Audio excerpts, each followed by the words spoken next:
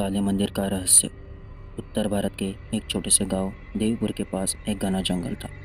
इस जंगल के भीतर एक पुराना काला मंदिर था, जिसके बारे में कहा जाता था कि वहाँ कोई नहीं जा सकता। गांव वाले इस जगह से दूर रहते थे। मंदिर के आसपास का इलाका हमेशा अजीब घटनाओं से घिरा रहता था। अचानक गायब होते लोग, रहस्यमयी आवाज़ें और रात को दिखाई देती परछाइयाँ। लेकिन एक युवा लड़के अजय को मंदिर की कहानियों पर विश्वास नहीं था।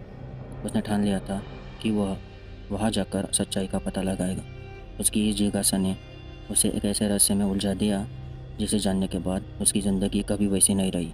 अजय हमेशा से डर की बिना था। जब गांव के बुजुर्ग उसे काले मंदिर की भूतिया कहानियों के बारे में बताते थे, वह उन पर हंसता था।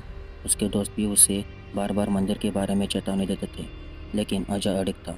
एक दिन बिना किसी को बताए अजय ने मंदिर जाने की योजना बनाई। उसने अपनी साइकिल उठाई और सुबह जल्दी जंगल की ओर निकल पड़ा।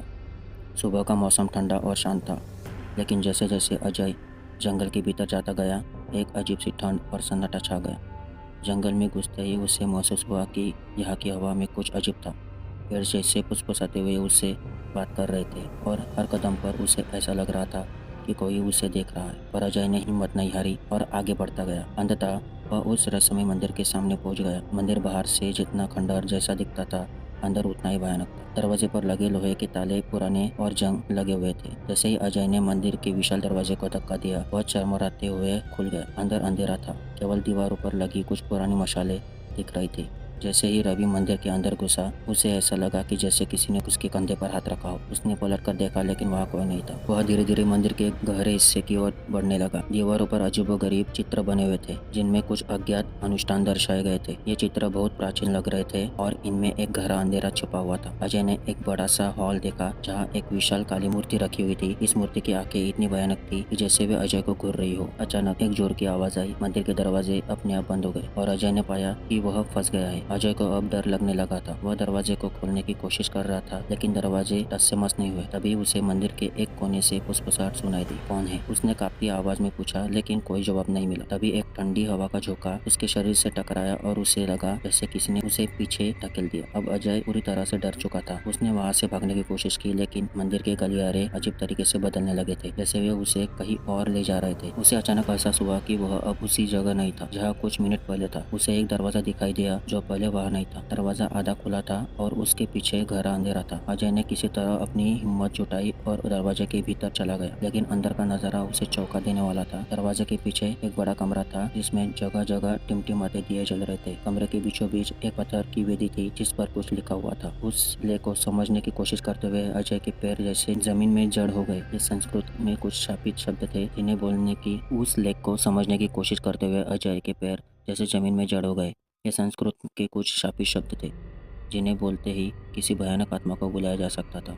अचानक दियों की रोशनी तेज हो गई और अजय ने देखा कि कमरे के कोनों से काले साए उभरने लगे। उसकी सांसें तेज हो गई।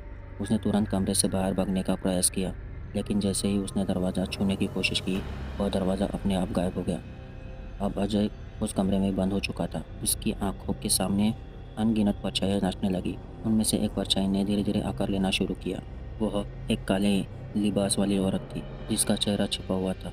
उसके हाथ में एक जलता हुआ दिया था और उसकी आंखों से खून टपक रहा था। वह अजय की तरफ बढ़ने लगी। रवि ने जितनी कोशिश की, वह उस परछाई से भाग नहीं पाया। उसके सारे रास्ते बंद हो गए थे। वह चिल्लाने लगा, लेकिन उसकी आवाज़ बाहर नहीं जा रही थी। काले मंदिर का रहस्य अब उसके सामने खुल रहा था। ये वही आत्माएं थी जिन्हें सदियों पहले इस मंदिर में कैद किया गया था, और अब वे आज़ाद होना चाहती थी। वह औरत, जो आत्माओं की रानी थी, अजय के पास पहुंच गई और उसके कानों में फुसफुसाई, तुम अब यहाँ से कभी नहीं जा पाओगे। अजय की आंखों में अंधेरा छा गया और वह वही बेहोश हो गया। जब उसकी आंखें खुली तो वह मंदिर के बाहर पड़ा था, लेकिन उसके शरीर में कुछ बदल चुका था। उसकी आंखों में वही भयानक चमक थी जो उस काली मूर्ति की आंखों में थी।